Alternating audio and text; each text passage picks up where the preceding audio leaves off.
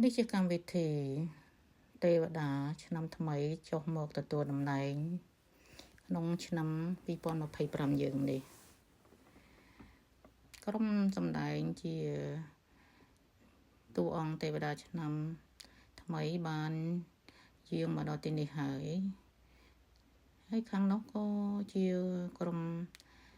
សម្ដែងទេវតាឆ្នាំចាស់ក៏បានមកដល់លើវេទិកាតន្ត្រីហើយទេវតាទាំងពីរអង្គគោរពថ្វាយបង្គំកបលមហាព្រហ្មដែលជាឪពុកនៅដែលបានដាក់តម្កល់សេរសានៅលើជើងពៀននៅលើវេទិកាតន្ត្រីនេះហើយបន្ទាប់មកទេវតាឆ្នាំថ្មីក៏ចាប់ផ្ដើមលើកប្រកេះ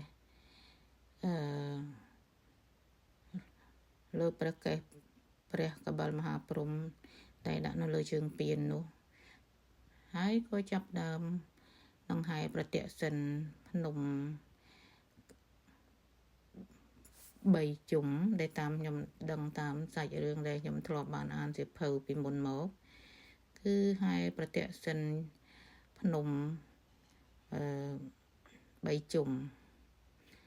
នៅពេលនោះរួចហើយយើងឃើញថាការដង្ហែក៏ប្រព្រឹត្តទៅដោយរលូនគឺដោយទីនេះគេធ្វើជារង្វិលជុំទៅហែចំនួន3ដងការដង្ហែជាសន្ទឹមតែទេវតាឆ្នាំថ្មីបានទ្រជើងពៀនដែលមានសេរសាកបលមហាព្រហ្មនៅលើជើងពៀននោះតាមដំណើរដែលថាសេរសាមហាព្រហ្មនេះបើសិនជាកាត់ទៅហើយបោះទៅលើផ្ទៃទឹកនឹងរីងបើបោះទៅលើផែនដីនឹងរលាយផែនដីបើបោះទៅលើអាកាសវាកើតទៅជាមានបញ្ហាច្រើនដូច្នេះហើយក៏គេដាក់នៅលើជើងពៀននៅទៅទើបมันមានបញ្ហាអីនៅក្នុងប្រទេសនេះបើតាមដំណើររឿងដែលធ្លាប់បានដឹងតាមចាស់បានដឹងតាមសៀវភៅខ្លះគឺថាដូច្នេះឯងគឺមហិទ្ធិឫទ្ធិនៃសេរសាកបលមហាព្រហ្មនឹងមានអានុភាពខ្លាំងណាស់ទោះបីជាព្រះអង្គសគត់ហើយក៏ដោយហើយប្រជាជនខ្មែរយើងក៏ចងចាំនៅរឿងនេះដែរគឺថាដឹងគ្រប់គ្នាព្រោះកូនចៅប្រជាជនខ្មែរយើងបានរៀនសូត្របានចងចាំត្រង់ត្រាប់តាមចាស់និយាយនិទានឲ្យស្ដាប់ដើម្បីឲ្យក្មេងៗត្រកក្រោយបានដឹងបានឮអំពីប្រវត្តិនៃទំនៀមទម្លាប់នៃការហែចូលឆ្នាំកបិលមហាព្រហ្មជុំវិញភ្នំដែលធំជាងគេនៅលើផែនដីនេះគឺជាសាច់រឿងដ៏អស្ចារ្យដែលយើងគួរតែដឹងព្រោះថាវាជាប្រពៃណីរបស់ខ្មែរយើងហើយឥឡូវនេះទេវតាទាំងពីរក្រុមមានទេវតាឆ្នាំថ្មីទេវតាឆ្នាំចាស់បានខិតមកខាងមុខដើម្បីនឹងឲ្យទស្សនិកជនយើងបានឃើញច្បាស់នៅការរៀបចំស្លៀកពាក់គឺខុសគ្នាពីក្រុមហ្នឹងទេវតានាំមុខគេនោះមានពណ៌លឿងមួយក្រុមហើយទេវតាមួយទៀត